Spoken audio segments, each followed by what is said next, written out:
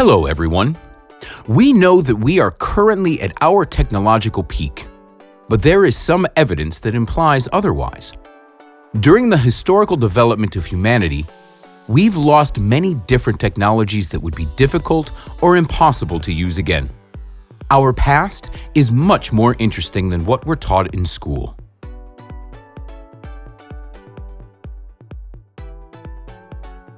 One of the most mysterious ones is the Antikythera mechanism.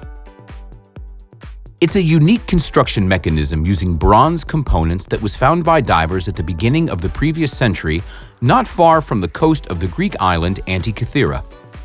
It's made up of 30 gears, winches, and clock faces that could be controlled to fix and show the sun's, moon's, and other planets' positions on a map. It was found in the remains of a sunken ship and is dated to the 1st or 2nd century BC. Its true purpose is still fully not known. And this secret has been bewildering scientists and researchers for over 100 years.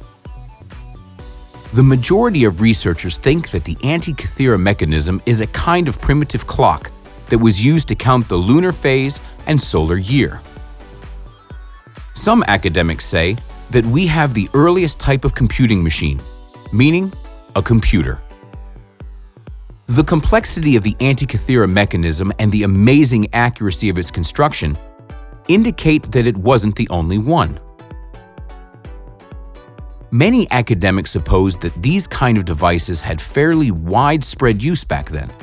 However, there are no mentions of devices that are similar to the Antikythera mechanism up to and including the 14th century. This means that this technology was lost for at least 1,400 years. The answer as to why and how it happened is still a mystery, and is the question of why there is so far only one such device like the Antikythera mechanism. We currently narrow-mindedly think about transport options as either 2- or 4-wheeled. But our ancestors used just one wheel. Hollywood shows this as fantasy or future technology. But the facts say otherwise. It's a technology of the past, maybe from the 1800s or even earlier. But we only learned about it recently, and we still barely know what happened 100 years ago. Something 200 years old or more is even less clear. But there was intense competition in the 1800s for one-wheeled devices at industrial exhibitions. From horse-drawn wagons and bicycles to motorcycles that can reach 150 kilometers per hour. There's a large number of old inventions that evidence this. These technologies smoothly but firmly failed. In the end, there was an unspoken ban. For example, there's a well-known case of the St. Petersburg engineer Edward Melnikovsky, who made himself a unicycle in 1970. Traffic control forbade him from using it on the streets. He could only ride it around St. Isaac Cathedral to amuse tourists. There are documents that confirm cars using one wheel, as well as unicycles for aerial use, and a 100-year-old parking lot that is now shown as something future tech and impossible for cities. Our ancestors used foot-powered transport in the direct meaning alongside wheel transport. For example, a moto horse that, according to official analysis, is a treadmill on a standard motorcycle. Did they really master this complex design just to sit on something like a motorcycle? Many people have seen the funny video by Boston Dynamics where they're laughing at robots who made these devices to test their durability and capabilities.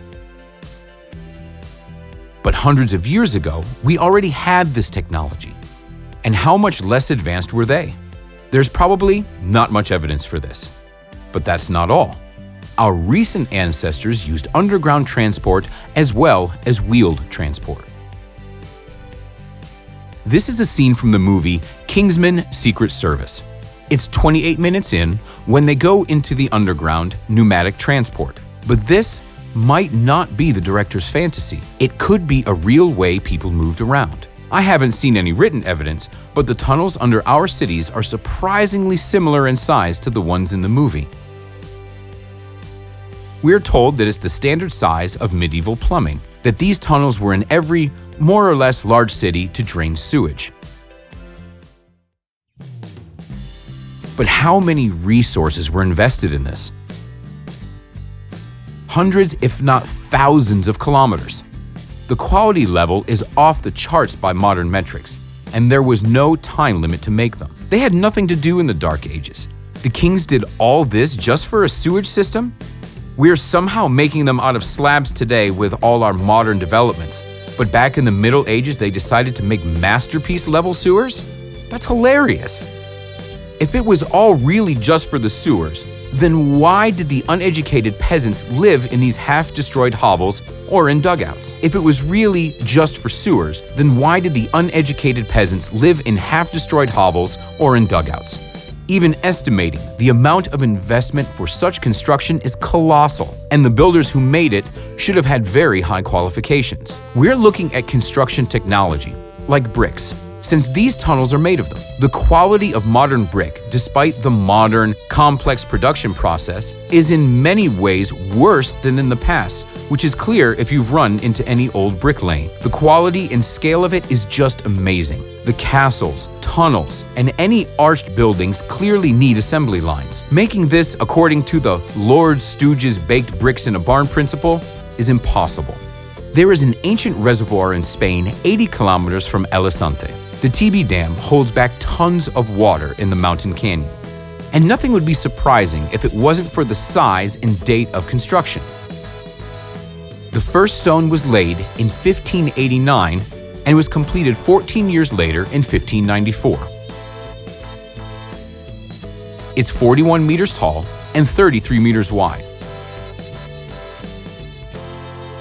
The sluice system still works today, 400 years later. I hope the pictures can show you the scale of it.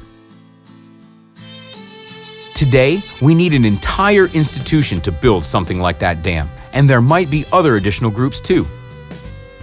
It takes a ton of paper, calculations, and time. I've given an example of the resources required to make such a dam. It needs a ton of educated people, and not just high school level. Buildings are needed no matter what. This isn't something that a king could just easily assign to some fool. This dam is already struggling to stand, and it's been 400 years. And there's an interesting detail. A huge number of dams built since 1900 across the world have one problem. They all break and crack, and many of them don't make it 100 years. And as I mentioned, institutions work on these dams. The people in charge in one or another country always find excuses for why something happened. That's just how it goes. Either everyone in the world is a slacker, or we don't know how to build a dam. I'll give another couple examples to attest to its magnificent quality. This is Royal Masonry Saratov's catacombs. The entrance was to the left, but it was blocked by modern masonry. It seems that the imperial brick looks fairly new, but the modern one seems to be 500 years old. The fortress in Palau Boltisk, an artificial island with artificial canals. Kilometer-long brickwork without any flaws. The walls are 2 meters thick in some spots. It wasn't destroyed by World War I or World War II. How many bricks were used? How much cement? How many people worked on it? What did they use for heating? It's clear that this is 10 times better than what we can do. What does the sturdiness tell us? There's a story across the world that they added yolks into the cement mix to make it strong. But you can see the pictures. What eggs? It's clearly industrial cement, and very accurately made. Look at the satellite pictures. And very accurately made.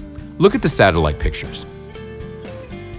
Are you not confused by the large-scale accuracy? How could an entire city build something so accurately without any satellites, aerial pictures, or highly developed industry or technology, but just primitive labor by the uneducated masses? Now we can't build buildings that aren't slanted in our high-praise civilization. But the primitive society made something so perfect according to experts. These engineers and experts flashed their diplomas like a St. Bernard wearing a medal, saying, "I'm a specialist and I can do that with a snap of my fingers." Those builders have never seen modern buildings. Why were some technologies lost? Who's interested in this?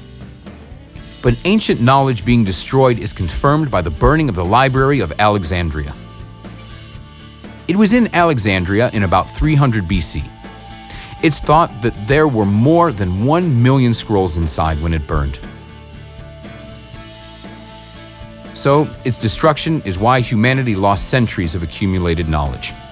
Scholars and researchers in various fields still don't know how that fire happened.